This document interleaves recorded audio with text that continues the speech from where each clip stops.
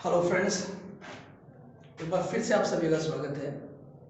हम लोगों ने जो टॉपिक स्टार्ट किया हुआ है वो है फाइनल अकाउंट्स ऑफ कंपनीज। इस चैप्टर में मैं आपको 3 लेक्चर्स डिलीवर कर चुका हूँ, जिसमें पहले लेक्चर में मैंने बैलेंस शीट का परफॉर्मा आपको बताया था, दूसरे लेक्चर में मैंने प्रॉफिट एंड लॉस का परफॉर्मा बताया और तीसरे लेक्चर में मैंने रिजर्व एंड सरप्लस बताते हुए प्रॉफिट का डिस्ट्रीब्यूशन किया था, जिसमें मैंने आपको 3 प्रैक्टिकल सम भी करवाए थे।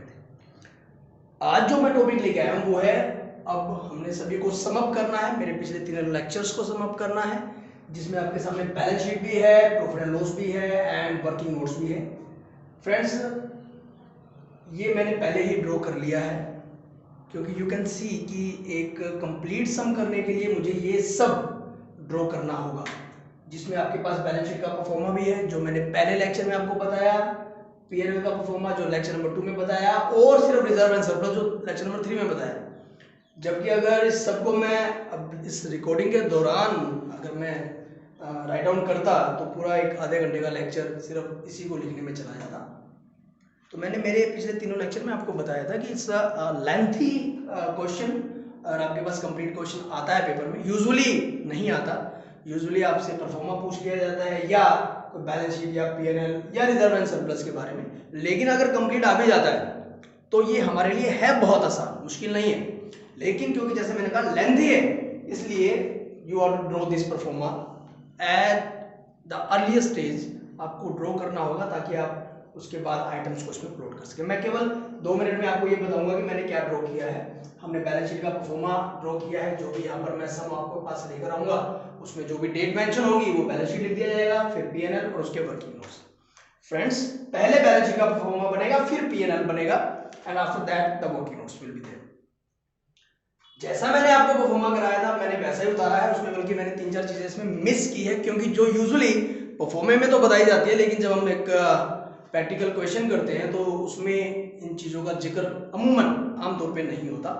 तो मैंने जो मेन चीज़ें वो मैंने लिखी है। जैसे आप जानते हैं, सबसे पहले इक्विटी एंड लायबिलिटी आएगा हमारे पास, जिसमें सबसे पहला पॉइंट है शेयर होल्डर फंड। इसमें बेसिकली 2 चीज़ें हैं, share capital and reserve and surplus. और ये देखिएगा मैंने इनका नोट्स नंबर भी बनाया है। मैंने नोट्स नंबर उनको दिए हैं जो सबसे ज़्यादा इंपॉर्टेंट है। जरूरी नहीं है कि बाकियों के नोट्स नहीं बनेंगे या इन्हीं के बनेंगे, हो सकता है इनमें से कोई 1-2 के नोट्स बनाने की आवश्यकता ना पड़े, या सम के हिसाब से बाकी जो मैंने जिनके नोट्स नंबर नहीं दिए उनके बनाने भी पड़ सकते हैं। लेकिन because we are having this board only and तो जो मेन आमतौर पे हमें जरूरत पड़ती है, मैंने वो नोट्स नंबर बनाने की देने की कोशिश की है। रिजर्व एंड सरप्लस का एक बहुत बेहतरीन नोट बनेगा, ये मैं थोड़ा सा आपको फिर से बताना चाहता हूँ। मैंने आपको जब करवाया था तो मैंने आपको शुरू करवाया था लास्ट ईयर के बैलेंस से। Friends, complete reserve and surplus ये कहता है कि जो आपके पास ऑलरेडी रिजर्व्स पड़े हैं उसको भी आप इसी में प्लॉट करेंगे, उसका करंट ईयर के प्रॉफिट से अभी कोई लेना देना नहीं है। हमें करंट ईयर के प्रॉफिट में से डिविडेंड, सीडीटी को रिजर्व में ट्रांसफर करना है, वो भी इसी परफॉर्मे में करना है, और उसको हमारे जो मेन बैलेंसेस है already like security, premium, cap reserve, general reserve, इनको भी इस रिजर्व एंड सरप्लस के परफॉर्मे में ऐड कर देना है, जो मैं अभी आपको प्रैक्टिकल समझाऊंगा तब आपको समझ में आएगा। जैसे आप देख सकते हैं यहाँ पर एक पॉइंट मैंने और भी लिखवाया था, money received against share warrant, वो मैंने इसमें मेंशन नहीं की है क्योंकि आमतौर पे क्वेश्चंस में इनका जिक्र नहीं किया जाता। फिर पॉइंट नंबर 2 पे हमने लिया था share application money pending allotment, पर उसका भी इस प्रैक्टिकल क्वेश्चन में जिक्र करने की आवश्यकता नहीं। फिर नॉन करंट लायबिलिटीज में लॉन्ग टर्म बोरोइंग्स जैसे डिबेंचर्स हैं, बॉन्ड्स हैं, लॉन्ग टर्म प्रोविजन जो भी 12 महीने से ज्यादा के लिए प्रोविजन बनाया जाएगा, खासकर एम्प्लॉइज बेनिफिट्स वगैरह के लिए, अगर कुछ होगा तो वो आप इसमें मेंशन करें। करंट लायबिलिटी जिसका 12 महीने के अंदर अंदर भुगतान करना है, इसमें 4 मेन चीजें ली हैं। शॉर्ट टर्म बोरोइंग्स जिसका भुगतान 12 महीने के अंदर अंदर करना है। Trade payable, we all know bills payable plus creditors. Other current liabilities का देखिए वर्किंग नोट बनाया गया है, इसमें बहुत सारी चीजें होती हैं, आउटस्टैंडिंग इंटरेस्ट है, आउटस्टैंडिंग सैलरी, आउटस्टैंडिंग रेंट है, और इसी प्रकार से जो भी डिविडेंड है जो अभी तक नहीं दिया गया, अनपेड है, या अभी तक जिन्होंने अभी तक क्लेम नहीं किया, ये सारा करंट लायबिलिटी का पार्ट होता है और इसको किसमें डालते हैं, other current liability. Short term provision का वर्किंग नोट बनाया है, इसमें बेसिकली हम वैसे तो प्रोविजन फॉर डाउटफुल डेट्स भी दिखाते हैं and provision for tax and CDT. आमतौर पे जितना भी बैड डेट्स का प्रोविजन होगा उसको हम अदर एक्सपेंसेस में लेके जाएंगे। वैसे ये होना चाहिए कि जो डेटर्स होते हैं वो डेटर्स का कंप्लीट फिगर तो आना चाहिए ट्रेड रिसीवेबल में, और उसका जो प्रोविजन बनेगा वो आना चाहिए शॉर्ट टर्म। जस्ट सपोज कि 1 लाख रुपए के डेटर्स हैं, ट्रेड रिसीवेबल है, उसमें 10,000 का प्रोविजन है, तो हम लाख रुपए, हमें 1 लाख रुपए तो दिखाना चाहिए ट्रेड रिसीवेबल के कॉलम में और 1 लाख रुपए दिखाना चाहिए यहाँ। लेकिन यदि क्वेश्चन कहे तो हम उसको इस प्रकार से भी कर सकते हैं कि ट्रेड रिसीवेबल में से बैड डेट्स वगैरह लेस करके, क्योंकि सब कुछ लेस हो चुका है, तो ये सीधा बचा हुआ फिगर ही यहाँ आएगा। तो उस स्थिति में ये जो प्रोविजन होगा उसको उठाकर हम अदर एक्सपेंसेस का पार्ट मानेंगे।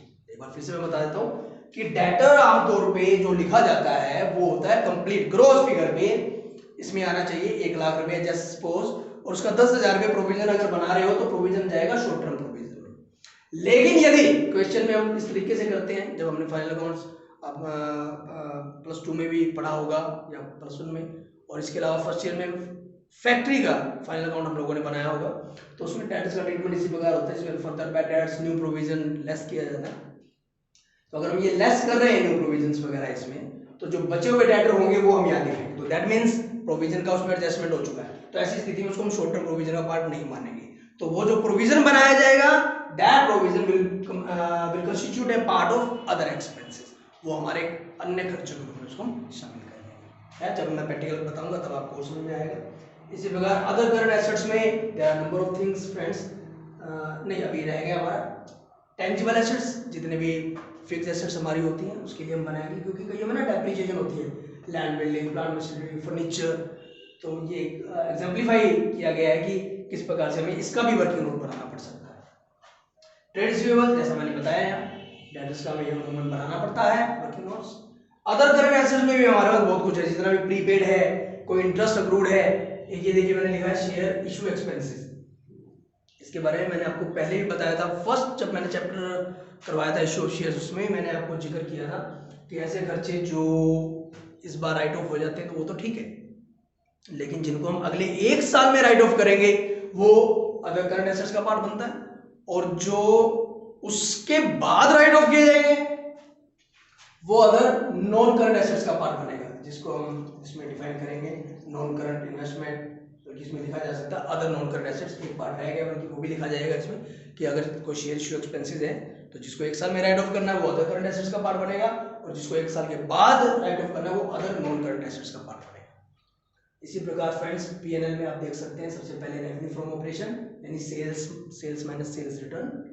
अदर इनकम में बहुत सारे फिगर्स हैं, कोई रेंट मिला, डिविडेंड मिला, कोई डिस्काउंट है, ट्रांसफर फीस है, बहुत कुछ होगा हमारे पास, वो सब इसमें आएगा other income.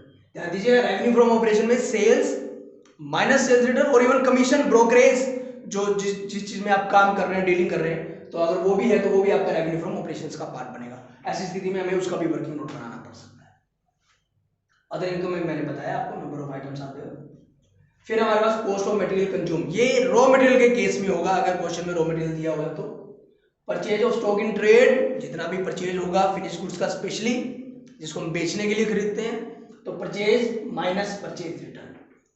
Change in inventory में आपको जैसे है ओपनिंग स्टॉक माइनस में क्लोजिंग स्टॉक, जो भी हमारे पास होगा उसमें हम इसमें लेस कर देंगे। क्लोजिंग स्टॉक के बारे में मैं आपको कुछ बताना चाह रहा हूँ। यहाँ ये इन्वेंट्रीज पड़ा है, बेसिकली जो लूज टूल्स होते हैं, लूज टूल्स, वो आपने अभी तक फिक्स एसेट्स का भी कंस्टिट्यूट किया होगा फैक्ट्री के केस में। कंपनी के केस में loose tools will constitute a part of closing stock, लेकिन वो क्लोजिंग स्टॉक यहाँ काम नहीं आएगा। यहाँ पे तो क्लोजिंग स्टॉक सिर्फ और सिर्फ माल का जो गुड्स है उसी से रिलेटेड होगा। लूज टूल्स क्लोजिंग स्टॉक में यहाँ बैलेंस शीट में दिखाने के काम आएगा। इसी प्रकार एम्प्लॉय बेनिफिट, एम्प्लॉयज से रिलेटेड जितने भी खर्चे होंगे, salary, wages, provident fund, medical, canteen facility, वो सारे खर्चे हम एम्प्लॉयज वाले में दिखाएंगे। एंड फाइनेंस की कॉस्ट में लाइक कोई डिवेंचर का ब्याज रह गया, आउटस्टैंडिंग इंटरेस्ट वगैरह, लोन से संबंधित जो भी ब्याज है वो सारा इसमें है। इसका भी हमें वर्किंग नोट बनाना चाहिए वैसे, लेकिन हमारे पास बोर्ड जितना है उसमें ये रह गया, तो अगर कुछ चीज होगी तो मैं यहीं पर आपको बताऊंगा।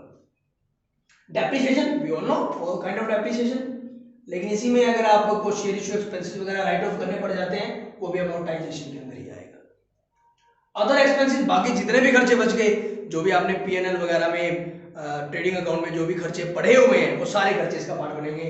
रेंट, डिस्काउंट, कोई कमीशन देना है, कोई audit fees, director fees, carriage inwards, carriage outward, number of expenses, सारे expenses will constitute a part of other expenses. Bad debts, provision for doubtful debts, discount on debtors, सारा other expenses. तो income में से खर्चे less कर दिए जाएंगे, वो प्रॉफिट एंड लॉस बचेगा before extraordinary and exceptional item. Exceptional item जैसे पॉलिसी में कोई चेंज वगैरह हुआ, ये मैंने आपको बताया था परफॉर्मेंस में। प्रैक्टिकल क्वेश्चंस में इसका जिक्र अमूमन नहीं होता, इसलिए मैंने यहाँ मेंशन नहीं किया, लेकिन मैंने एक्स्ट्रा ऑर्डिनरी वर्ड यूज किया क्योंकि कुछ एक समय ऐसे आएंगे जिसमें लॉस बाय फायर होगा, तो ऐसा जो लॉस बाय फायर होगा वो इसमें से लेस किया जाएगा। फिर जो बचेगा प्रॉफिट बिफोर टैक्स, उसमें से हम income tax as per the prevailing rates less कर देंगे और वो हमारा बचेगा प्रॉफिट आफ्टर टैक्स। उसको हम नंबर ऑफ शेयर से भाग कर देंगे तो वो आ जाएगा अर्निंग पर इक्विटी शेयर, और जो ये प्रॉफिट होगा ये प्रॉफिट चला जाएगा रिजर्व एंड सरप्लस में, करंट ईयर के प्रॉफिट। ये जो आएगा इसके टुकड़े किए जाएंगे, फिर जो बचेगा that will be carry forward to balance sheet. इस प्रकार से सम कंप्लीट होगा। तो आज का ये जो लेक्चर मैं आपके लिए स्टार्ट कर रहा हूँ, इसमें आप देख सकते हैं मैंने अभी आपको ये सारा कुछ बताया है। तो आज के लेक्चर में मैं आपको एक ही प्रैक्टिकल सम करा पाऊंगा, बिकॉज फिर एक कंप्लीट लेक्चर हो जाएगा 30 से 35 मिनट का, आई होप सो।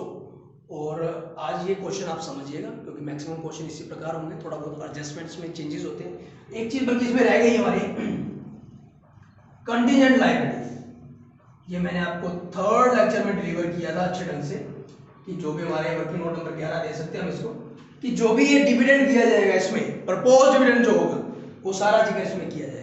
और इसके अलावा कोई एक्नॉलेजमेंट है, कोई क्लेम है, कोई कोर्ट केस है, जो भी कंटीजेंट लायबिलिटीज होती है वो सभी का जिक्र इसके अंदर किया जाएगा। तो अभी के पहले के जो लगभग 10 मिनट हुए हैं वो मैं आपको ये समझाने में लगा चुका हूँ। अगले 20 मिनट में मैं आपको एक प्रैक्टिकल सम कराता हूँ। आई हैव प्रैक्टिकल सम, इसमें जो फाइनल अकाउंट्स ऑफ कंपनीज है सेकंड ईयर की बुक में है, रजिस्ट्रेशन नंबर 6 दिया हुआ है आप लोगों को कि उषा ट्रेडिंग कंपनी 31 मार्च 2018 की स्थिति दी हुई है। तो ये 31 मार्च 2018 का बैलेंस शीट हो जाएगा। ये for the year ended 31 March 2018। Friends some बहुत इजी होंगे, कुछ मुश्किल नहीं होता अगर आपके पास सारे टॉपिक्स क्लियर हैं। We will start with the adjustments. Adjustments जैसे आप सभी जानते भी हैं, दो जगह इसका जिक्र किया जाएगा। तो we will go with all the adjustment. और करने का तरीका ये होता है कि जो भी एडजस्टमेंट है उसको ट्रायल बैलेंस में जिस चीज से रिलेटेड वो दिया गया है उस पर भी हमें एक मार्क लगा लेना चाहिए, टिक मार्क वटेवर, एक सिंबल, ताकि हमें पता चले कि जब हम उसको पढ़े तो भाई इसकी दो एडजस्टमेंट होंगी, ताकि कोई भी एडजस्टमेंट रह ना जाए या रेपिटेशन ना हो जाए। सबसे पहले दिया गया है क्लोजिंग स्टॉक 40,000 रुपए का। क्लोजिंग स्टॉक के दो ट्रीटमेंट होंगे। सबसे पहले हमारे पास करंट इन्वेस्टमेंट, ये जो पड़ा है करंट एसेट्स में 40,000, यू कैन सी 42। लेकिन अगर लूज टूल पड़ा होता, आई डोंट नो पड़ा है नहीं, तो उसके लिए हमें एक वर्किंग नोट बनाना चाहिए जिसके अंदर हम लिखेंगे इन्वेंट्री कितनी हो जाएगी, inventory closing plus loose tools, और उस टोटल यहाँ पर आना चाहिए। दूसरा ट्रीटमेंट ये रहा चेंज इन इन्वेंट्री, क्योंकि हमारे पास जैसे मैंने बताया मैंने इसका वर्किंग नोट नहीं बनाया, तो जो भी ओपनिंग होगा उसमें से 40,000 रुपये हम लेस कर देंगे क्लोजिंग की, और बचा हुआ फिगर हमारा यहाँ पर आ जाएगा। ट्रेड रिसीवेबल, ये रहा ट्रेड रिसीवेबल, जिसको हम डेटर का नाम भी दे रहे हैं, बिल्स रिसीवेबल भी दे रहे हैं। ट्रेड रिसीवेबल हमारे पास पड़े हैं 50,000 रुपीज के, दिस इज द 50,000। कह रहा है कि इसमें 1,000 रुपए एडवांस के प्रीपेड, तो फ्रेंड्स हमें लेस कर देना चाहिए प्रीपेड, माइनस के 1,000, बैलेंस रह जाएगा 49,000। अब ये जो प्रीपेड 1,000 आया है इसके भी दो ट्रीटमेंट होने चाहिए, एक तो ये हो गया और एक हमारा बनेगा अदर करंट एसेट्स, ये रहा prepaid expense 1,000। You can see 1,000 रुपए डेटर में से लेस हो गए, 49 के रह गए और 1,000 रुपए प्रीपेड एक्सपेंस में। आगे कह रहा है कि 5% प्रोविजन बनाइए। अब ये देखिएगा 49,000 रुपए 5% प्रोविजन बनेगा 2,450 रुपए। एक बार प्रोविजन बन गया, एक बार प्रोविजन बनते ही ये प्रोविजन किसमें आ जाएगा फ्रेंड्स, अदर एक्सपेंस में, क्योंकि हमारे पास जगह इतनी है। तो आई होप आप समझ रहे होंगे मैं आपको क्या बताना चाह रहा हूं। ये 2,450 का प्रोविजन इसमें से लेस कर देंगे, 46,550 रुपए बचेंगे, और ये 2,450 रुपए दूसरी बार कहां आएंगे, अदर एक्सपेंसेस। इसी प्रकार इसके बाद कहा गया कि 2% डिस्काउंट भी दीजिए, तो 2% डिस्काउंट इसी का बनेगा, ये बनेगा 931 रुपए, ये हो गया लेस डिस्काउंट। 10 में से गया 9, 4 में 3 गया 1, 15 में हो गए 6, 4, 4, 44,619, और ये 931 रुपए डिस्काउंट दूसरी बार कहां जाएगा, हमारे अदर एक्सपेंसेस के अंदर। तो यू कैन सी कि हमारे पास ये जो बचा 45,619, हमारे डेटा बच के 45,619, और ये दो जो उस पे डिस्काउंट दिया और प्रोविजन बनाया वो अदर एक्सपेंस। एक बार इसको ये पढ़ा रहने देते हैं, जब हम सारा सब कुछ पढ़ चुके होंगे उसके बाद हम इन फिगर्स को उठाकर बैलेंस शीट और पीएनएल में डालकर हमारा बैलेंस निकालें। इसके बाद कह रहा है 2% ट्रेड पेबल पर भी डिस्काउंट दीजिए। ट्रेड पेबल पर डिस्काउंट तो हमारी इनकम हो गई। ट्रेड पेबल यानी क्रेडिटर्स वो हमारे पास पड़े हैं फ्रेंड्स 20,300 के, and you can see trade payable आएंगे यहाँ। अब इसका भी हमें वर्किंग नोट बनाना चाहिए, क्यों? क्योंकि इसके ऊपर हमें एक एडजस्टमेंट दी हुई है। तो 20,300 में 2% छूट मिल जाएगी 496। बैलेंस आपका यहाँ आ जाएगा, वो बचेगा 19,894 रुपए। और ये जो 406 रुपए का डिस्काउंट मिला है ये हमारी अदर इनकम में आ जाएगा। अदर इनकम का हमने बनाया हुआ है, ये रहा। यहाँ पर हम कर देंगे डिस्काउंट ऑन क्रेडिटर्स, कितने रुपए फ्रेंड्स? 406। ये अदर इनकम में चला गया। हर एक एडजस्टमेंट दो जगह चली जाएगी। साथ साथ करने का फायदा ये होता है कि हमारी कोई भी एडजस्टमेंट ना तो छूटेगी और ना ही उसका रेपिटेशन हो। नेक्स्ट देखिए, एक महीने का किराया 1800 रुपए पर ईयर के हिसाब से देना, पर एनम। रेंट जब हम चेक करते हैं तो हमें पता चलता है कि 1650 रुपए का दिया हुआ है, अदर एक्सपेंसिव में आ जाएगा 1650। लेकिन 1800 बनना चाहिए ना, तो 150 अभी और देना है, तो वो बन जाएगा आउटस्टैंडिंग। और आउटस्टैंडिंग के बारे में आप लोग जानते हैं फ्रेंड्स, वो ऐड हो जाता है, प्लस कर देंगे हम लोग 1800 रुपए रेंट के। ये आप देख सकते हैं जगह कम है लेकिन रेंट में कितने आ गए हमारे? 1800। तो ये जो 150 आउटस्टैंडिंग है ये हमारी अदर करंट लायबिलिटीज का पार्ट बन जाएगा। You can see other current liabilities, outstanding rent 150। दो ट्रीटमेंट रेंट की भी हो गई।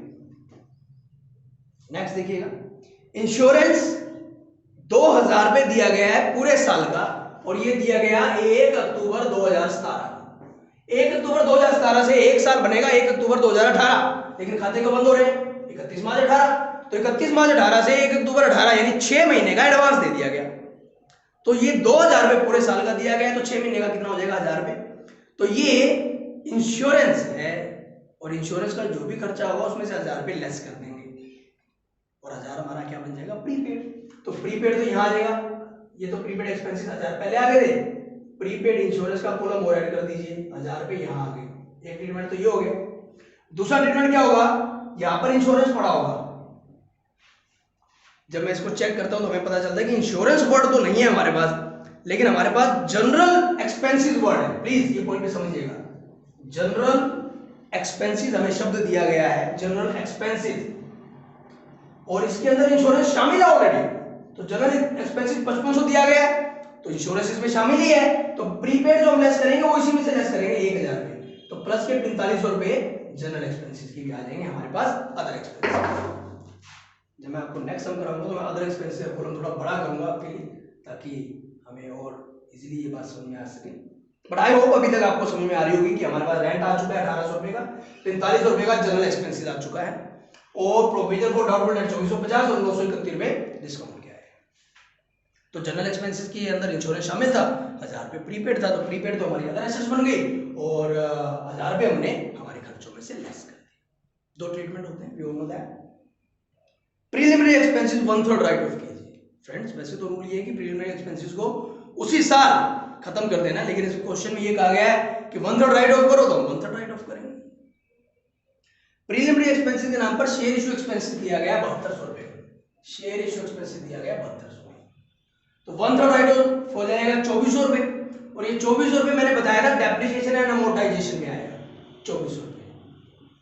अब मान लो कोई बिल्डिंग, कोई प्लांट मशीनरी पड़ी हो और उस पर भी डेप्रिसिएशन लगानी हो, तो हमें डेप्रिसिएशन का वर्किंग नोट भी बनाना चाहिए, क्योंकि उसके अंदर 2400 ये भी ऐड होंगे। तो आप देख सकते हैं 7200 में से 2400 चले गए, बाकी रह गए 4800। तो बाकी 2400 कहाँ आएंगे? ये शेयर इशू एक्सपेंसेस का पार्ट बन जाएगा अदर करंट एसेट्स के नाम में। अदर करंट एसेट्स में शेयर इशू एक्सपेंसेस, क्योंकि 2400 तो इस साल खत्म हो गई, तो वो तो चला गया डेप्रिसिएशन। अब रह गया 4800, 4800 में से 2400 अगले साल, तो जो अगले 12 महीने में खत्म करने होते हैं वो अदर करंट एसेट्स का पार्ट बन जाते हैं। अभी भी कितने रह गए? 2400, तो वो बन जाएगा नॉन करंट एसेट्स में, एक और वर्ड बना रहे हैं, अदर नॉन करंट एसेट्स 2400 रुपए इसके अंदर। आई होप आपको समझ में आया कि जो अगले साल राइट ऑफ करना है वो अदर करंट एसेट, जो उसके बाद राइट ऑफ करने हैं वो other non current assets. Next देखिएगा, डायरेक्टर्स ने डिसाइड किया कि 5000 रुपए जनरल रिजर्व में डालेंगे। ये देखिएगा ट्रांसफर टू जनरल रिजर्व, एक तो यहाँ पे आ गए, और ये जितना भी जनरल रिजर्व होगा ना हमारा उसमें भी ऐड हो जाएंगे, क्योंकि जनरल रिजर्व में ट्रांसफर किया है तो वो तो करंट ईयर के प्रॉफिट में से जाएगा ना, और ये 5000 रुपए हमारा जो ऑलरेडी जनरल रिजर्व पड़ा हुआ उसमें ऐड हो जाएगा। पर अभी ये हमने बनाया नहीं है पूरा, क्योंकि हमारे पास करंट ईयर का प्रॉफिट वगैरह कुछ पता ही नहीं है, ये तो जब बनेगा उसके बाद की बात है। लेकिन क्योंकि साथ साथ हम कर रहे हैं तो हमारी कोई भी चीज छूटेगी भी नहीं और रिपीट भी नहीं, इसलिए मैं आपके लिए पूरा परफॉर्मेंस स्टार्टिंग में बना चुका। आगे कह रहा है 10% डिविडेंड भी देना है शेयर कैपिटल पे। शेयर कैपिटल आप देख सकते हैं, इसके अंदर आपको दिया हुआ है 2 लाख रुपए, called up and paid up सारा मिलाकर। इसमें 2000 रुपए गोल्डन एरियर्स हैं, तो आपको पता है ना गोल्डन एरियर्स को लेस करते होते हैं। तो इस प्रकार आपका शेयर कैपिटल कितने का बचा, 1,98,000 का, ये बात तय होगी। अब 1,98 पे 10% डिविडेंड देंगे। ध्यान दीजिए गोल्डन एरियर्स पे डिविडेंड नहीं देंगे, तो 10% डिविडेंड किस पे देंगे, 19,800। और ये क्या है, रिकमेंडेशन है कि हमने देना है, तो this will be treated as contingent liability. Proposed dividend 19,800, इसको और कहीं जगह नहीं मिलेगी। मैंने आपको थर्ड लेक्चर में बताया था, इंटरिम डिविडेंड जो होगा, जो दे दिया गया है उसको इसमें जगह मिलेगी, जो डिविडेंड दे दिया जाता है ना उसको जगह मिलेगी इस रिजर्व एसेट में। जो डिविडेंड अभी प्रपोजल है that will be shown in the contingent liability. इसके बाद कह रहे हैं इनकम टैक्स 30% देना है। इनकम टैक्स तो जी जब सारा बन जाएगा उसमें हम लेस करेंगे 30%, फिर वो वाला इनकम टैक्स उठकर शॉर्ट टर्म प्रोविजन में आएगा, पर हम तो इसमें तो अभी समय लगेगा, हम छोड़ देते हैं इसको। और उसके बाद कह रहे हैं सीडीटी देना है, तो सीडीटी तो डिविडेंड में दिया जाता है, हम इस 19,800 पे सीडीटी देंगे और ये बनेगा 4,031 रुपए। इस प्रकार आप देख सकते हैं 23,831 रुपए कंटीजेंट लायबिलिटी का। तो ये केवल जानकारी के लिए, लेकिन ये 20% सीडीटी जो था 20.358, अगर इंटरिम डिविडेंड हुआ तो उसके ऊपर हम यहां देंगे और फिर ये उठकर शॉर्ट, क्योंकि फिर वो एडजस्टमेंट मानी जाएगी, प्रॉपर्ली कंटीजेंट लायबिलिटी नहीं मानी।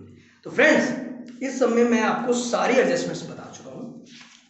मैं अब आपको ट्रायल बैलेंस की तरफ लेके चलता हूं। सबसे पहले ओपनिंग इन्वेंट्री दे रखी है 30,000, वो देखिए यहां पर आएगी 30,000 opening inventory minus closing inventory 40,000, तो ये बच जाएगा माइनस का 10,000। तो यहाँ पर माइनस वर्ड लगाने की जरूरत नहीं होती है फ्रेंड्स, आप केवल ये ब्रैकेट के अंदर अगर शो कर देंगे तो it will be treated as a negative balance. तो ये 10,000 पे आ गया इन्वेंट्री। आई होप ये पॉइंट क्लियर हो गया। नंबर 2 बिल्डिंग 1.5 लाख की, तो बिल्डिंग है हमारे पास ये रही 1.5 लाख, कोई डेप्रिसिएशन तो उसमें थी नहीं, इसलिए टेंजिबल एसेट्स में 1.5 लाख हम छोड़ देते।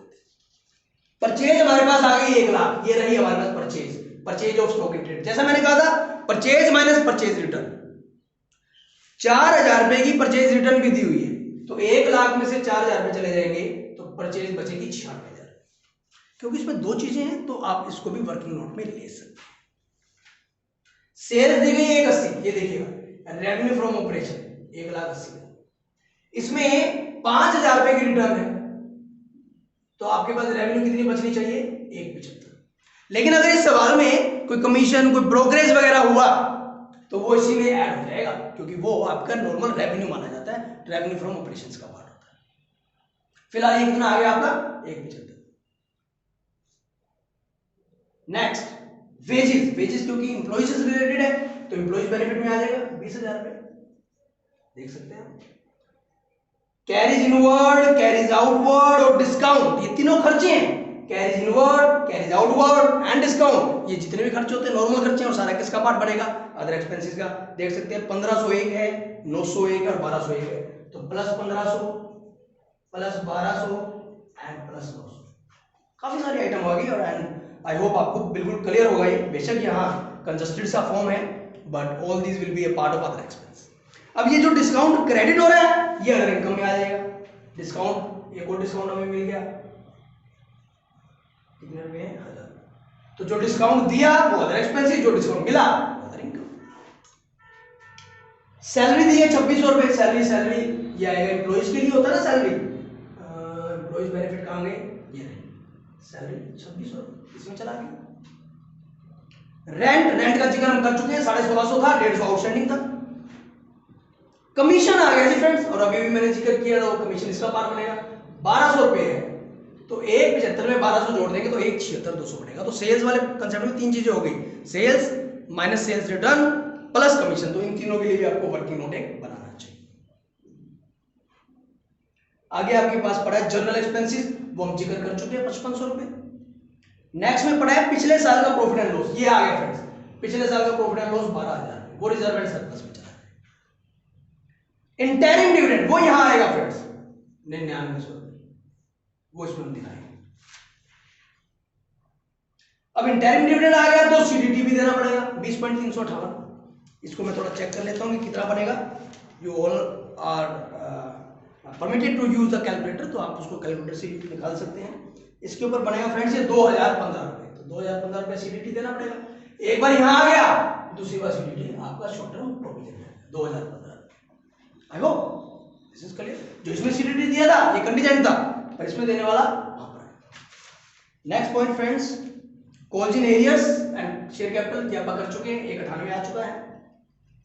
Trade receivable and trade debtor का आप ट्रीटमेंट सारा कर चुके हैं। ट्रेड पेबल्स का भी हम सारा ट्रीटमेंट कर चुके हैं। डन। प्लांट एंड मशीनरी और आ गई, ये यहां पे आ जाएगी 87,750। Next, cash in hand and cash at bank, ये सीधा लिख दीजिएगा 800 रुपए। इसका कोई वर्किंग नोट की आवश्यकता नहीं है क्योंकि इसमें ऐसा कुछ था नहीं। 10% डिवेंचर लॉन्ग टर्म बोरोइंग्स 50,000।